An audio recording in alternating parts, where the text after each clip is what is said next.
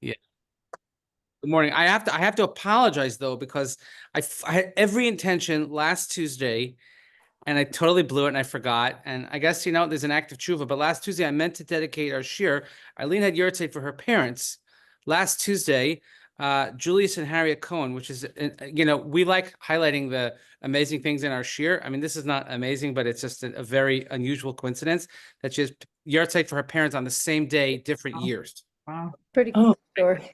So Yehuda ben Moshe Cohen and Chana ben Bat Chaim. So the neshama should have an aliyah, and we should have simchas and shul. Thank you. And one thing I also we found out today that I pointed out today, December 10th. I know because December 10th is Abe Zuckerman's birthday. Abe Zuckerman would have been 100 years old today. Wow. 100 years old. All right, so I guess everybody is coming online today because it's gross outside. Yeah. All of a sudden, it's a little winter. Or there's fog. There's this. There's that. So what I want to do is I want to get through just some of the text and maybe some maps.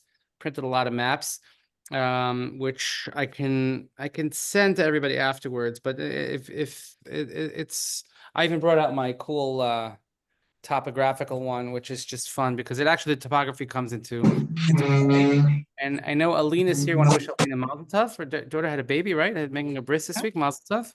Yeah.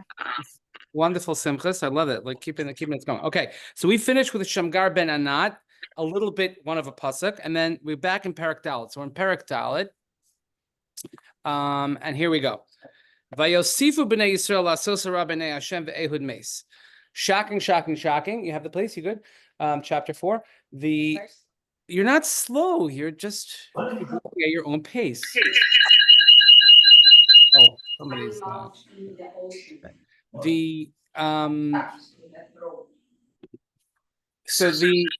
Rabbi, can you repeat Perek Dalet pasuk?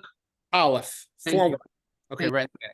So here's the pattern. They continue to do evil in the eyes of God, and Ehud made. So Ehud was the savior of the previous mishap. And notice doesn't mention Shamgar ben Anat here. Probably because even though he had a significant victory over the Plishtim, it wasn't enough sort of to like be the whole leader of the whole generation. Okay, fine. Vayim Kareim Hashem. And again, here this is the phrase that's always used. Vayim Kareim, which literally means sold, but here that they were given over. Biyad Yavin Melech Canaan, Asher Malach B'Chatzor. So Yavin is the king of Canaan. Now he's called the king of Canaan. The whole region is called Canaan, but he's really the area of Chatzor, and we'll see that Chatzor is a little bit in the north. V'sar tziva'o Sisra v'hu yoshev b'charoshes hagoyim. The general of his army is Sisra, and he dwelt in a place called Charoshet Goyim. Now you hear the word Sisra, all of a sudden we're like, oh yeah, that should ring a bell, right? Right. So when I say the name Sisra, what comes to mind? Beheading, no? That's not. Yeah. Oh, very good. Okay, we're gonna see that. We're gonna get to that. But there's something really, really important. It's actually going to be in the next chapter. The next chapter we have the Shira, the song of Devorah. But from the story of Sisra and actually Sisra's mother, we have a very, very important not halacha, but practice that comes as a result of that. And that, of course, is why we blow the shofar 100 times. We blow the shofar 100 times because of the mother of Sisra. Again, that's way down the road. It's a couple of weeks down the road because of the song. It's a very, very long chapter. But here we're introduced to his general Sisra. Yes, Sisra is not going to have a wonderful ending. This is like very pretty gory kind of stuff. Vayitzaku b'nei Yisrael el Hashem. So the Jews did what they did best. They cried out to Hashem. Ki tisham eos rechev barzel lo, because Sisra had 900 iron chariots. V'hu lachatz es b'nei Yisrael b'chazka esim shana. And here we have a little bit more of an emphasis that we didn't see before. That lachatz, we know what lachatz is, right? Everybody knows what lachatz is. No, I wake up in the morning. It's lachatz. Everybody, if you ever, it's more pressure. Right? It's such like lachatz is a feeling of like I can't come out with this, like I can't get out from under the burden. Okay, it's the feeling of trying to like drive in Tel Aviv. lachatz. It's like constant, like it's constant pressure. Which a lot of this is going to be now. Just I want you to look at the next few verses in the lens of the oppression of Paro and the Jews in Mitzrayim. The word lachatz is used there a number of times, and also says bichazka esrim shana, and he oppressed the Jewish people bichazka, but with like extra lachatz, with strength. There's an emphatic word here on the word lachatz that not only did he oppress them, but he like really oppressed them. Again, like Paro, he oppressed them and he really oppressed them. Okay, now we have Pasuk Dalet. Pasuk Dalet, now this should be familiar because this is the beginning of the Haftorah of Parshas Bishalach. Bishalach, which is coming up and not too far away. We're already halfway through Bereshis. We're already at Vayishlach. But Bishalach, which is known as having the longest Haftorah in the cycle of Haftorahs during the year. So we have the story of Devorah. Devorah, Isha Neviah Eshes Lapidos, He Shofta as Israel Beisahi. Now, Devorah was a prophetess, and she was known as Eshes Lapidot. So what does Lapidot mean? Torches. Is what? I'm sorry? Not torch, a fire torch. Correct, right, flame, correct. Flame. Lapid, Lapidesh, right? Right? If you're all pro Lapid, right? Okay, we're not. Sorry, we're not going. Well, I'm not going there. Although, like, I shared a great my Gemara share last night. It was a great meme. I have to share with you. Mimi's gonna like this. It said, breaking, Free Palestine movement accidentally frees Syria. So, I woke up and Syria was gone. Wait, what happened? Yeah. If this is not like Olam Hafuch and like Mashiach, so I don't know what's going on, but something's going on. Let me tell you, this is really something. Anyway, but the way that the Navi just kind of like throws it in, like, oh yeah, this Devorah, she was a prophet. So is she? Yeah. So like probably she's the first one that's mentioned. She's definitely the first female prophet that's mentioned. We have a couple of them. The Gemara, they said there was a number of female prophets, but they were never called prophet. Okay, so I think they said like Rachel might be a prophet, like in this week's parsha, last week's parsha, but she's never called Hanaviyah. We have Esther.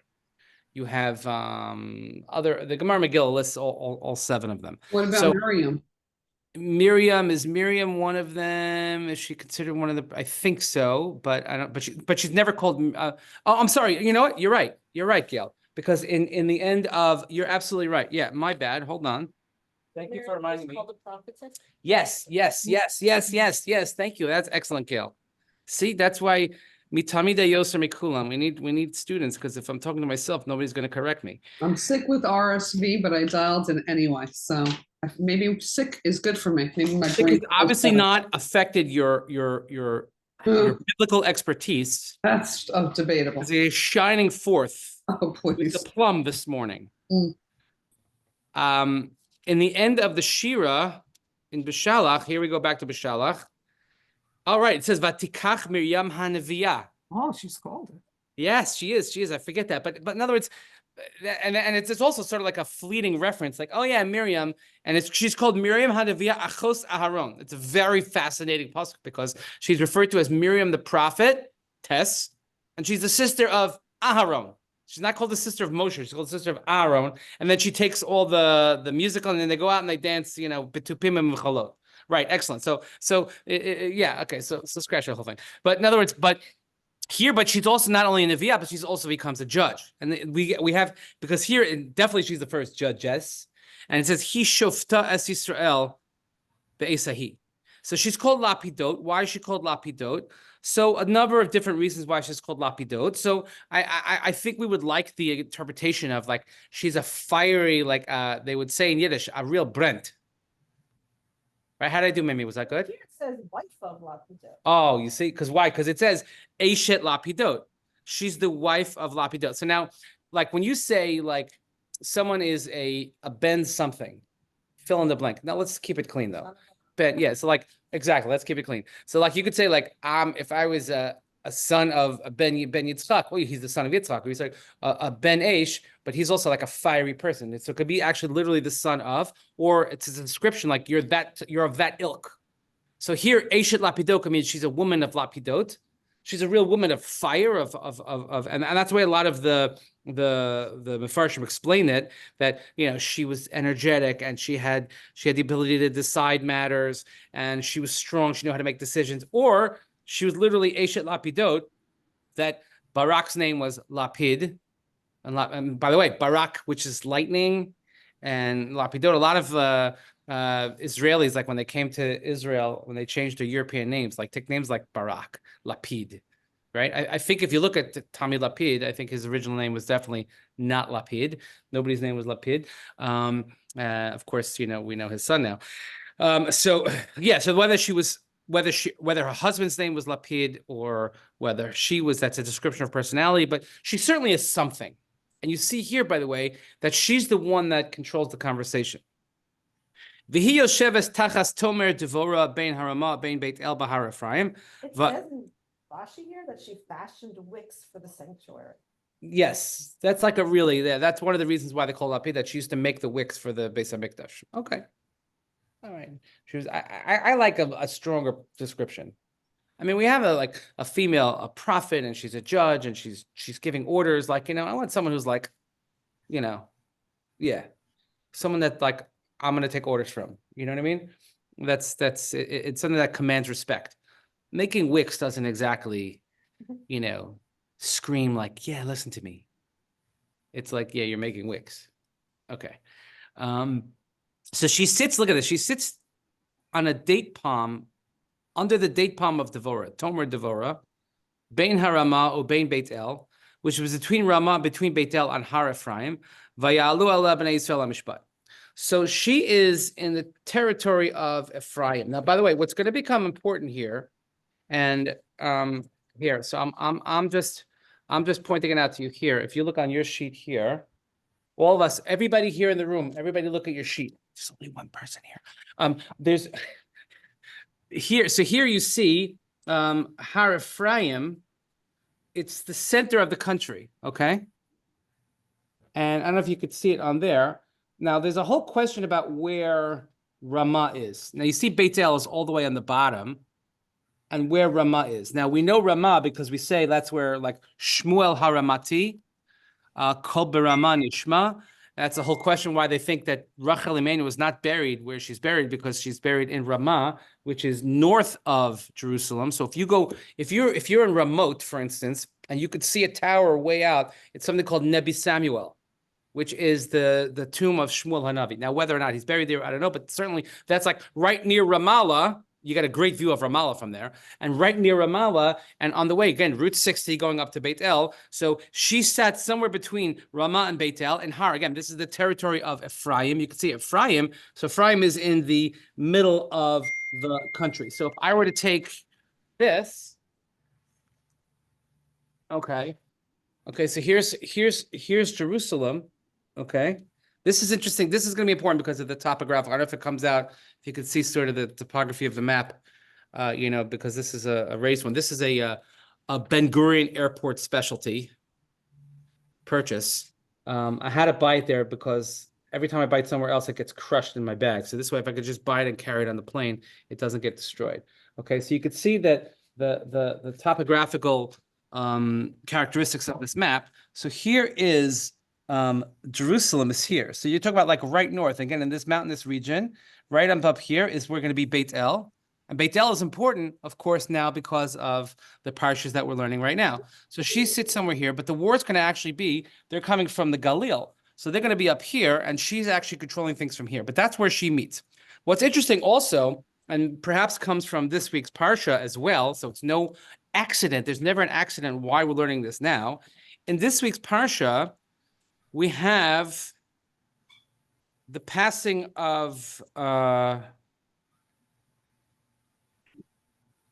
Rivka. Okay, and the pasuk says Yaakov came to Luz, which is in Eretz Canaan, which is also Luz is another name for Beit El. Now, by the way, you can go to Beit El today, Beit El is Beit El. I think it's beautiful. It's actually beautiful there. When you walk in, when you go into a city and they always have like the entrance to a town and they have like their sign, they have this and that, and they have the big, traffic circles because Israel like got a discount on traffic circles. So, hey, let's put in 900,000 traffic circles in the entire country and just make you crazy. Bakikar, Hamshich Yasha.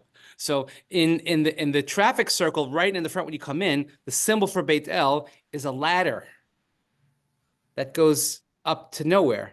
But it's because it's from last week's parsha that Yaakov, he slept in Beit El and he stopped in Beit El and he had a dream of a ladder that's angels going up and down. So they have this ladder with the angels going up. It's a beautiful, beautiful, like when you're there, you're like, this is it. Like you're living, you're walking the Tanakh. Okay. And he calls the place Beit El. And then it says, Vatamas Devorah Meineket Rivka. And it was there that Devorah, the wet nurse of Rivka, died, and she was buried below Beit El, below the plateau, and they called it Alon Bachut. Now, what Chazal also tells us, that's actually why was it called Rivka's wet nurse, that she died? Because really, this is the death of Rivka. Rivka's death is never directly recorded in the Chumash, and part of it is perhaps her punishment for her role in that she played with the Yaakov and Esav bit. But some say that this also, where she is, it's the same place. Bein Beit El on Har Ephraim, she's in Beit El judging Devorah, but it's also Tachas Tomer Devorah, maybe not necessarily named after her, but named after the death place of Rivka and Rivka's wet nurse, who's Devorah. So a lot of that comes full circle, which is really, really interesting. Okay. Anyway, she would sit there, and they would come up to her in judgment. Now, why do we have to be specific about where she judged? We don't know anything about the previous judges, about their actual judge work. We know about their sort of hero, some of their hero and battle work. We don't know much about their judge work. So what's the judge work that they did? So here it says that she used to judge outside. She had like an office outdoors. So what do you think? I mean, it should be fairly obvious because since this is the first female judge, so she has to have sort of, so she's never alone with somebody, right? It's a big thing, by the way. I mean, what? Well, you see, no, that's a very good question. Okay, we're sitting here alone. Okay. But we're in a wide open room that anybody could come in at any time. And there are other people in the building, and plus you're all here online. Okay. So there's something called the laws of Yichud. Laws of Yichud are very, very complicated. A man and a woman are not supposed to be alone together if they're not married, certainly if they're not related. So how do you get around that? I won't meet with a woman alone, like in my office, unless someone else is around. It doesn't have to be in the room, but I'm saying like nearby, for those reasons. It was always an issue. Let's say when I remember when during the dating years, and boys they would have to go up to like Camp Hask to pick up a girl after their marathon days, and then they would have a date afterwards at Hask, and like driving in the mountains in a car alone could be a question of yichud. Like, what should you do like that? So for modesty purposes, she's meeting, like, she has an outdoor office. Everybody could see. She's under the date tree. You want to know where she is? That's where she is. Okay. Vatishlach, vatikra, li Barak ben Avinom mikedesh Naftali, vatomer elav halot tziva Hashem Elohei Yisrael lech u'moshachta bahar tavar v'lokachta imecha aseret halafim ish b'nei Naftali b'nei Zvulun. Now, what's important here is that, again, look at the commanding verbs here. It's all from her. She calls. She summons Barak. He's the son of Avinom of Kedesh Naphtali. Okay, and this is going to be from not so close by necessarily. Okay, we're going to look at some of the geography again later, and she says, Hashem, the God of Israel, has commanded, go and convince the people to go towards Har Tavor and take with you 10,000 men from the children of Naphtali and from the children of Zvulun. Okay? Zvulun and Naphtali are like much, much further up.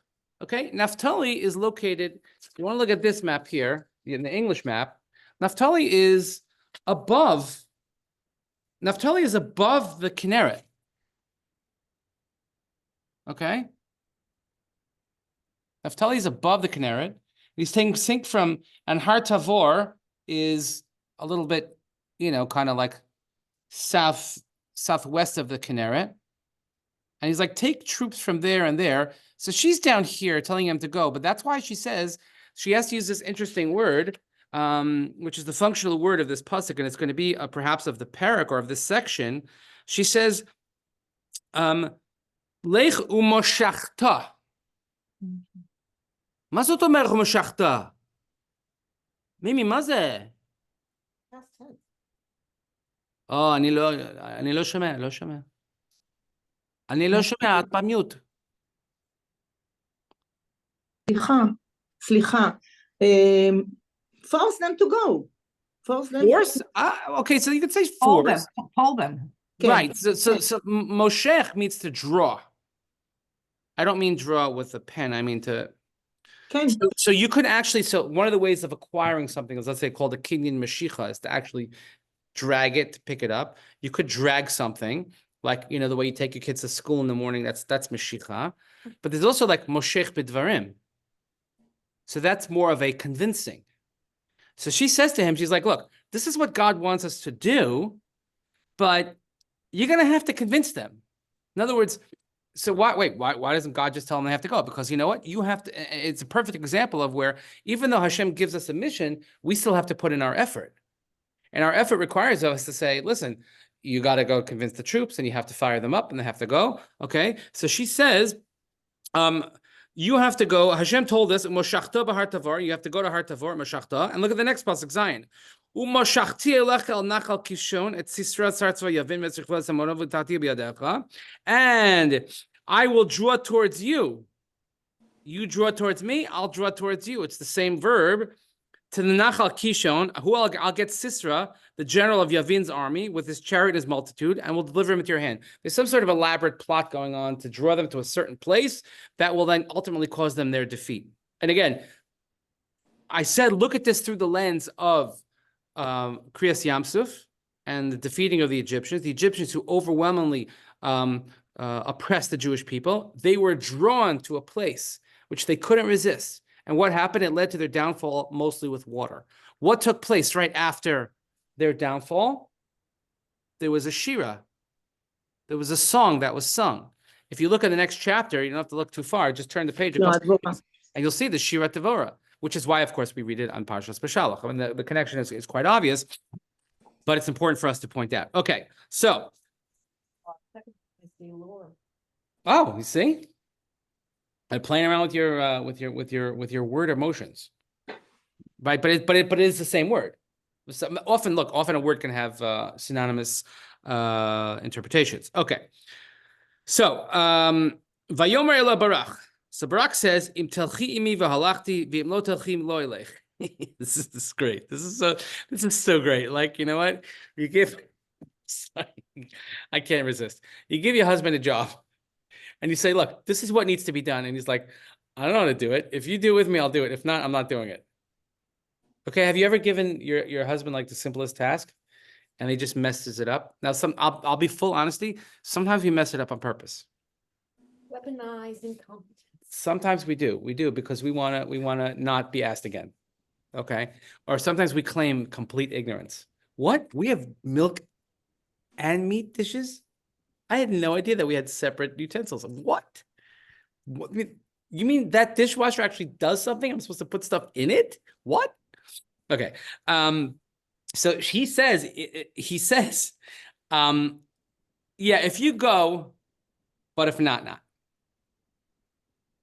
It's now, so the Mefarshim, of course, they have to call it like it is. Some say, yeah, okay, I don't know what he was saying. Or some say that he felt that he was unworthy of going. Like, you're the one. In other words, there's no power struggle here. He knows who's in charge, even if it is his wife, and which according to many Mefarshim. And he's like, no, if you're going and that's what Hashem wants, then I'm going to go. But otherwise, like, why me? Like, who am I? Like, you're the one that should be going. Not. This isn't a case of fear or anything. So she says, Vatomer haloch elechi mach. She says, oh no, I'm going. Ephes. This is also great Ephes. There's one great Ephes that we have in the story of the Meraglim. He uses the word Ephes as well.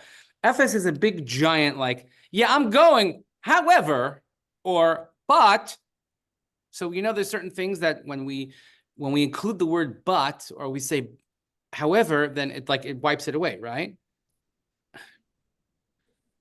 It's Lashon Hara, but, and then we go on to say the worst things, most horrible things about somebody else. Or Nishtav Shabbos Garet. We don't speak about this on Shabbos, but I sold the car. Like eulogies in Nissan. Yes, we don't give a eulogy in this Kodesh. However, I'm going to give the non-eulogy eulogy. I'm just going to tell something. Yeah, it's one of the most challenging things for rabbis, I have to tell you, the non-eulogy eulogy. Because the family's like, it's not my fault they died in the day that you can't give you. It's not, what did I do? Your fault, Rabbi.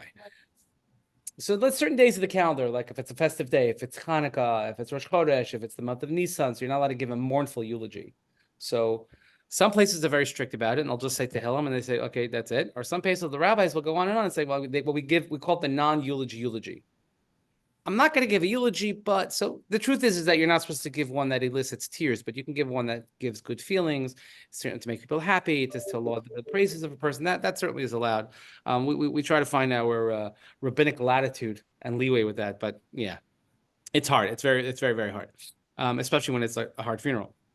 So she says, yeah, but it's like kind of when somebody says to you, Rabbi, no offense.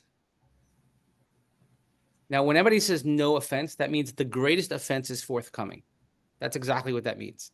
I have no intention whatsoever of giving you any respect whatsoever, Rabbi, because I said no offense. I mean, I'm covered. I'm good. I said no offense. So she says, except she's like,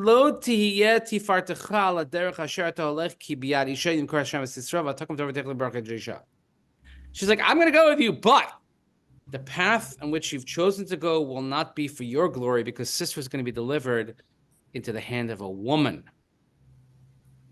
Now, like to us, so she got up and she went with Barak to Kadesh. Not such a big deal. But in this time, it's a very big deal. In a very male-dominated society in which women were not warriors, and it's a darko shel ish lichbosh, it's an darko shel isha lichbosh, that it's the custom of it was the way of a man to go to battle, it wasn't the way of a woman to go to battle. Women were not necessarily in these big leadership positions, either in a military sense, or in a judicial sense, or in just a leadership sense. And that she says to him, and he's like saying to her, like, yeah, I need to follow your lead. I'm not going to go unless you're going to go. And she's like, I'm going to go, but just know that, you're very much a backseat here. I need you to go get the troops and everything, but yeah, he's going to fall in the hand of the woman. And by the way, the hand of the woman, what he means, what we'll see, is going to be some completely extraneous character, sort of that just kind of popped into the story. Okay, so that's a really interesting way to set the table here for this parak. So I want to just try and get through the psukim of this parak, and then we're going to have to examine it further as we go along. So Vayazek Barak es Zvulun ves Naftali kedsha Vayal beraglav aseres alfa ish vatal imo Devorah. So Barak, he's able to muster up. What does it translate there for Vayazek? What do they say? He mobilized. Okay, I like the here it says mustard, and not the kind you put on a hot dog, but he mobilized. He was able to muster up the troops, 10,000 men with him, and they went to from Zvulun and Naphtali to Kadesh, and Devorah goes with him. And by the way, she's in Ephraim heading north. She goes up with him. And by the by, let's have a little bit of a parenthetical family. This is important, obviously, because of the story here. The Chever Hakeni Nifrad Mikayin Bibnei Chovav Chosein Moshe Vayet Ahalo Ad Elon B'Tza'ananim Asher Es Kedesh. Now, Chever Hakeni, who's separated from the Canaanites, from the children of Chovav. So these are relatives of Yisro. Yisro was also known as a Keni. And Yisro, of course, is the Shver of Moshe Rabbeinu. Interesting that we have already a reference to Moshe Rabbeinu here, okay? Because it says Chosein Moshe. Chosein sometimes means son-in-law. That's Chatan, but Chosein is Yisro is considered Chosein Moshe. There's a couple of times referred to in Chumash like that he's the father-in-law of Moshe, and he happened to be separated, and he pitches tents as far as the plain of Zananim, which is near Kedesh. So this is going to be an important part because it's a member of this family that's going to play into the story. So we're just setting the table of, you want to know how this deliverance is going to come? Let me show you. Vayagidu Sisra ki Allah Barak ben Avinoam har Tavor. See, Sisra hears that Barak, here we have his full name, Barak ben Avinoam, he went up to Har Tavor. By the way, you can go to Har Tavor. It's like a famous hike. People like to go hiking in Har Tavor. Vayazek Sisra is kol rechva. Hear the same word, Vayazek. Does it use the same translation? Does it say that he mobilized? He mobilized all of his chariots, Shameos Rechav Barzel, 900 iron chariots, which is a lot. It's like saying, a lot of tanks. Okay. Something that Syria does not have anymore. I mean, it's, you see the footage, how they took out every single plane and ship, and oh my God, wow. It's like that since 1973, they haven't had such bombing in Syria because, we don't want to let the Meshuggahs get a hold of the good stuff. So we should have done in Afghanistan when we left. We should have taken out all our stuff, but that's a whole other question. My wife is, as you know, my wife is an eye doctor. So eye doctors are very, very, how should I say? Think of your eye doctor, like very serious, very, very serious. So like she belongs to all these different groups, they refer patients, this and that. So someone actually posted in the group, they said that ophthalmologists from Syria relocating, looking for work in the States. Assad. Which is very funny. So like they actually were funny about it. He's an eye doctor. Yeah, even the eye doctors were funny about it, but it's just kind of funny. Anyway, but he got a good job in Russia. Anyway, so he has a good like 900 chariots. That's kol amasharito mecharoshes hagim al nachash Kishon. So he's already from this place of Charoshes came all the way to the Kishon Brook. We're going to see the Kishon Brook is Nachal Kishon again. So it's Haifa. What? It's Haifa. Haifa, right? It's Haifa. Yeah. Here's Haifa. Okay. You have foreseen Haifa here. Okay, it's near the coast and the water, and all the Chinese containers are there. Okay, so here's Haifa. So the Nachal Kishon right on top, and you can see the indentation. You can see it how this is high and this is low, and this is the Nachal. That's the valley. So this map really shows the valley, the Nachal Kishon. That's going to be very important. Valley of water that comes through here. Okay, these maps, I find maps are great. I love maps, but the one with the topography is even more fascinating. It's crucial for learning Tanakh. So they go to Nachal Kishon. Okay, Vatomer Devorah el Barak. So Devorah again, she's giving the command. She says to Barak in verse 14, "Come, get up, arois medir, ki zeh hayom asher nasan Hashem et Sisra biyadecha, halo Hashem et zelfanecha." This is the day. This is the day that Hashem has delivered Sisra into your hand. But look, Hashem has gone forth before you. Vayered Barak me Har Tavor. He goes down from Har Tavor. Vaseres alafim ish acharav, and he has 10,000 men behind him. The next word should just like knock you on your feet and say like, whoa, whoa, whoa. This is, if there's never a similarity, I know what it's. Somebody says Vayaham. What does Vayaham mean? What does it say in Vayaham? להיות המום, מפוחד. Right, overwhelmed. Here it says confounded. But why did I say that? That should knock you off your feet. Because there's one other place where the word is used. Or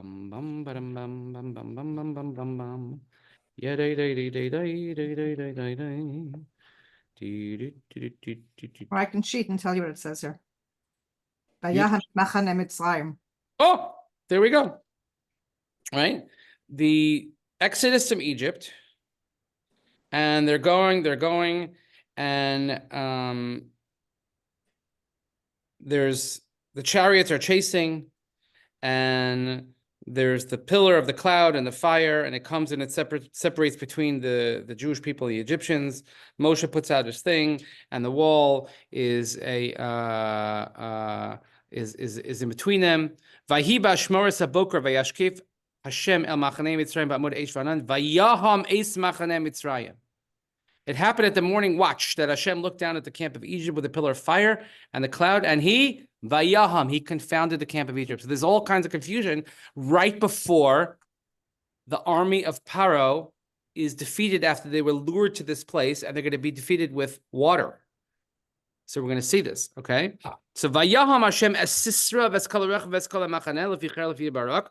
Vayered Sisra me'al merkava vayanas baraglav. So now we don't. It's unclear what happened. We're going to look at some of the mefarshim about what happened, but they're all confused. The chariots, the entire camp, by the edge of the sword before Barak. Sisra, what does he do? Like a really good, commander of our enemies, he runs away. He runs away. He was like the Rosh Hashiva of Hezbollah, and he ran away. Okay, He threw away his pager and he ran away. So Barak radaf acharei harechev.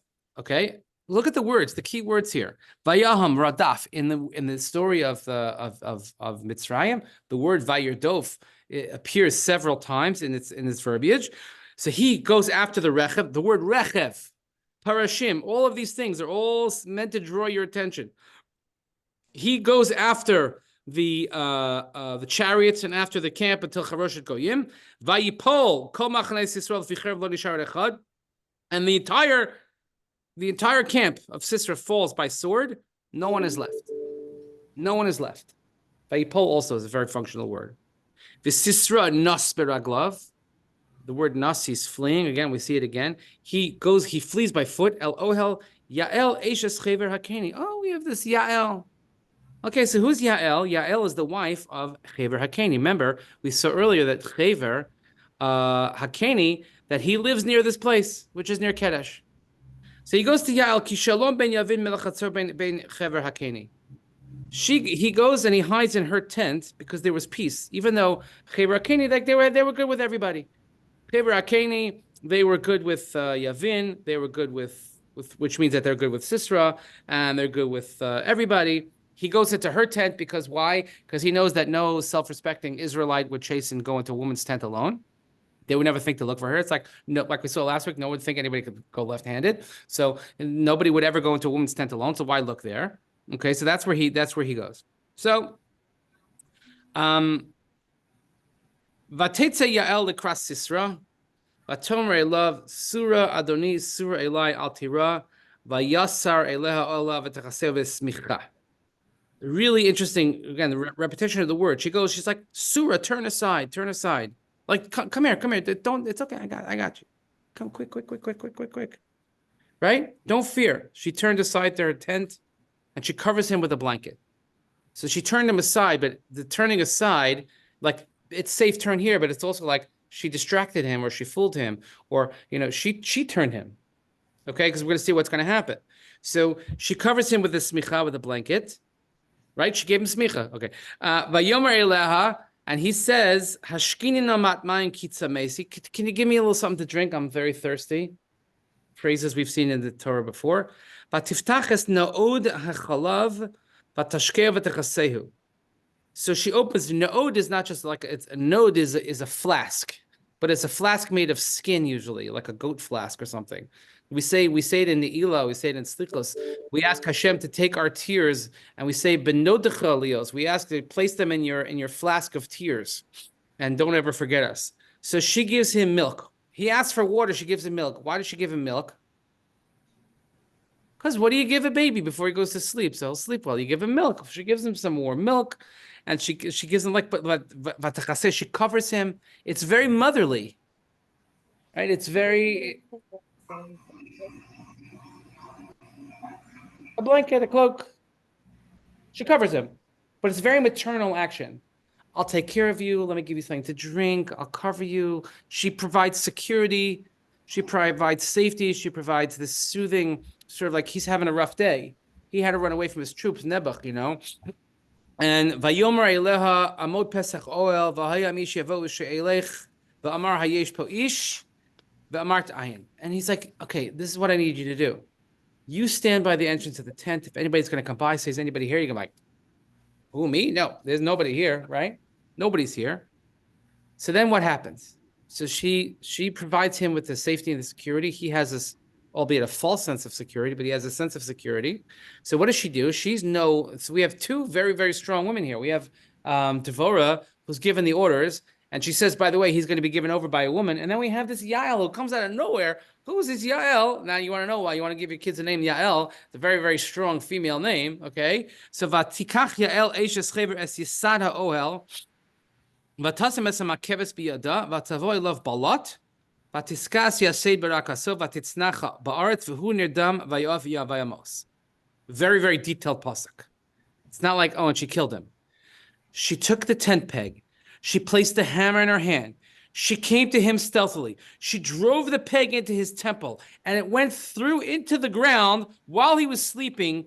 By the way, Nirdam is like Avraham Avinu.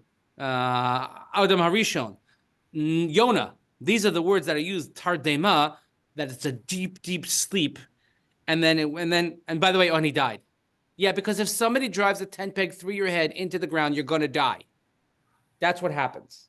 Nice, sweet mothering Yael with her milk and cookies and her blanket and her little Ugg slippers. And she's like, I got you. I'm going to keep it quiet. I'm going to shut the lights off. I'm not going to bother you. Oh, by the way, I'm going to drive a tent peg through your head. What's the age? I don't know. I don't know. Maybe we could find out. Maybe, but he uses the word balat. That's what I meant to look up. It doesn't say here. Yeah. I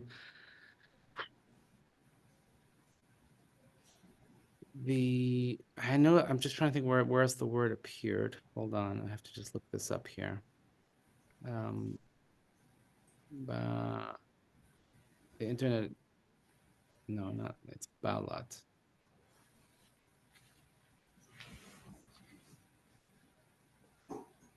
No, it's only here. It's only here at Prince. But I know we have a similar word. Just trying to, I couldn't pull it up. In a song, I know. Yeah. Well, no. So in the Devorah, well, she makes reference to it in the next chapter. Anyway, but she comes to him stealthily. The Radak says that that the word I'm sorry, the Mitzuda says that, not to wake him up, obviously. Behester. Oh, it is here. Okay, yeah. Oh, that is what I thought. I thought it's just without an aleph. Right, because I knew that's what it was. The Mitzuda says that with the story of Ruth, when she comes and she sneaks into his feet, it says Vatavo balot vatagal moragalosav. Right, but there it's balot. That's why I couldn't find it I did an exact search. There's no aleph. It's without an aleph. Beis lametet, but it's the same word. Here it has it with an aleph. But you sneak in and it's sneaking to accomplish a goal. Not just for the sake of sneaking, but not just to be undetected, but to accomplish, right, to get the job done. Anyway, so she makes him all kinds of dead. Great. Now, we'll conclude the chapter here because it's not enough that she just kills him. She has to say, by the way, I killed him. So vihine Barak, it's like vihine. Oh, and by the way, behold. Out of nowhere, Barak is running around crazy. They're trying to find this guy. There's a big manhunt on, right? They're combing the lake in Central Park, and they're looking at all the social media posts, and it takes some guy in McDonald's who finally spotted his head rolling on the floor in the tent. I mean, talk about bizarre stories. Anyway, and nobody else. This guy has a lot of relatives. He's a Penn graduate and a valedictorian, and nobody knew who he was. Oh, okay. Anyway, Barak is rodefes Sisra, but Tetza Yael Krasel, and she's like, I can just imagine the scene, he's running around crazy with his sword, this and that, and she's just standing outside her tent, she's smoking a cigar, right? She's just standing outside, and she comes out to him, and she's like, oh, by the way, Vatomer lo lech va'areka esa isha shartam b'vakesh. She's like, oh yeah, by the way, you're running around the guy that you're looking for. I know you want to see him. Kim Taran, let me show you where he is. So she opens the tent. He goes inside, and sure enough, there he is. He's dead, and again, so graphic, with the tent peg in his head. It's like, Vatelech yad b'nei Yisrael haloch v'kasha al Yavin melech Canaan ala sheich risos Yavin melech Canaan. And I'm sorry, I skipped the pasuk. Vayachna Elohim b'yom hahu es Yavin melech Canaan l'fnei b'nei Yisrael, and then that. So then, what happens as a course of that, on that day, Hashem then caused Yavin, the king of Canaan, to lose to the children of Israel, and they became harsh over Yavin until they destroyed Yavin, the king of Canaan. So that's a pretty, now that compared to what we had last couple of chapters in terms of a battle or an episode or a victory. This is pretty detailed. I just want to share with you something about the geography. Again, Rabbi Hatton loves to talk about the geography, which I love, is the reconstructing the battle, okay, is what he calls this. We said that we know that she's situated in Ephraim, which is between Ramah and Beit El, not more than about 5 kilometers east of Ramallah. The provocations of Yavin and Sisra are quite a bit to the north in the Jezreel Valley. This flat and fertile plain constituted in ancient times the most strategic pass in Canaan for those traveling along the Mediterranean coast towards Asia Minor or Mesopotamia. And its terrain was perfect for the staging of Sisra's 900 iron chariots that overawed the northern tribes of Zebulun and Naphtali, then chafing under Yavin's yoke. By controlling the Jezreel Valley, Yavin effectively ruled over the entire northern region. This is very apropos today, especially because if you think about it, you see a lot in the news about how Tzahal took over the other side of the Hermon, which is have you been there? Has anybody been there? Have you seen the outlook? And you can look into Syria from formerly what we had Hermon, but you see the other Hermon, which is it's a two high points in that, and it's actually that's right. It's a little higher on that side, but to have that and to be able to see on the other side and to have that vantage point is huge, or we might say huge. Okay, it's a very, very big deal. So in Israel, the vantage points in all of these stories, like we're going to have the story with Yosef and his brothers, the vantage point is important, and all these valleys, the valley and the mountains and this and that. So that becomes very, very important. So she calls Avinoam and she says he's in Kedesh Naphtali, which is in the upper Galilee. It's about 12 kilometers north of the ruins of Chatzor. Again, a lot of this is backed up by all this archaeological information. So he then gathers the 10,000 men to the summit of Har Tavor. So Har Tavor is located at the confluence of the tribal boundaries of Zvulun, Naphtali, and Yisachar. Okay, so it's like, okay, here we have it here. You can see where Har Tavor is located. You see it has it in the box. You have it on the sheet. You see where it's located there. Okay, and it rises approximately 350 meters above the flat landscape, like an inverted bowl. Har Tavor, when you're driving by, you can notice it. You could see it. יש כמו 7 פסגות, אני חושבת.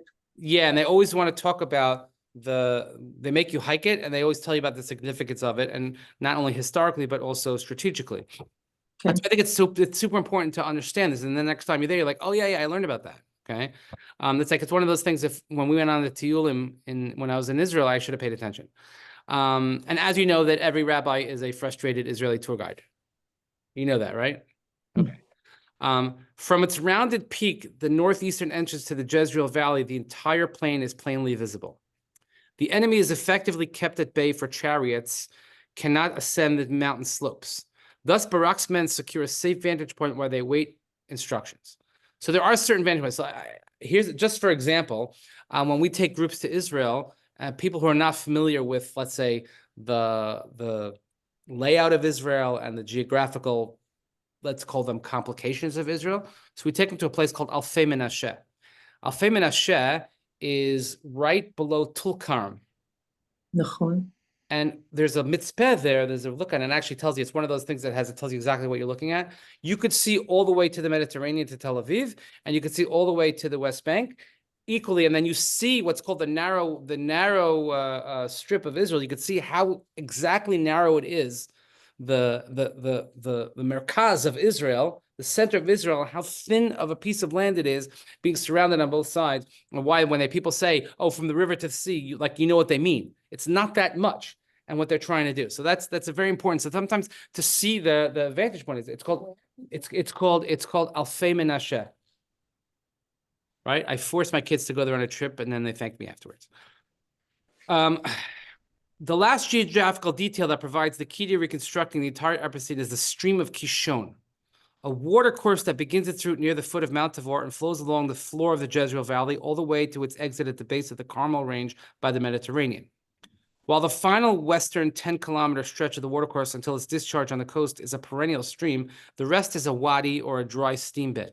This means that during the long summer months, it's dry and easily traversable, but during the rainy season, it can suddenly fill with a torrent that may even overflow its banks and cause extensive flooding along the fertile valley floor. You find that a lot. They have these flash flood warnings. It's like, what's a flood? And it's very, very dangerous in Israel, especially down, let's say, near Masada, places like Engedi, places like that, when there's all of a sudden a rain and it could have flash flooding. That's what happens. So he goes and but what happens next is not stated explicitly in the narrative, but it's all in the song, which we're going to see. We didn't see it yet, but it's going to be in the Shiur, so I'll give you a little bit of an advance. They have a signal, they charge down the mountain. Just as an unexpected cloudburst darkens the sky, the sudden downpour quickly fills the Kishon, and its overflowing torrent now turns the valley floor into a muddy trap. The chariots, who earlier brimmed with confidence because of their superior weaponry, are now stricken with fear as it becomes clear that their vaunted iron chariots will offer them no advantage and in fact have become a grave liability. Barak and his lightly armed militia of 10,000 fighters engage the enemy and overwhelm them, and Sisra himself dismounts and he flees the battlefield on foot. Again, that's important because, remember, if we're making this comparison, and that's why we read it as the Haftarah of Parshas B'Shalach, is that they went into a place, oh, it was dry. Guess what? Not really dry. You thought the sea split and it's dry? Yeah, not so much. You thought it's going to be good. All of a sudden, I don't know, that's the word, Vayaham. They become confused. They become confounded. What was the word that he used there? Confounded. They became overwhelmed, right? Is that the word? They became overwhelmed or something. That this is again, it's a recreation, it's a reenactment of history. So we have to see it more next time when we look at the Shiur. We'll talk about the construct of a Shiur, but it's kind of it's interesting seeing these things sort of like happening again, as we know that Masa Avo Siman Laban, and these things happen like that. So we'll continue Mirza Hashem next time. Next week is not the 24th. Next week we're here. The 24th. I have to go. I must attend the 3rd grade Hanukkah play. It is so fun. I can't wait to see it for the 6th time. They keep adding good stuff. Actually, no, Racheli wasn't here, so it'll be the 5th time. Maybe I don't know, but it's good. It's very good. It's I like the Joseph play. The Joseph one is my favorite one. You know. Yes, I mean, there's some good songs. Light Up the Nights. It's all good. Anyway, you know what? I'm. They say like you could bring grandparents. I'm like, no, I am the grandparent. I literally am. Like I'm so much older. I could be the parents of some of the parents in this class. It's no joke. I sat there with Gary Berger. The Nachal Kishon. Yeah, Nachal Kishon. Which is the Kishon Valley. So all right, everybody have a wonderful day. And yeah. Thank you. Thank you. Thank you, Rava. Thank you. תודה.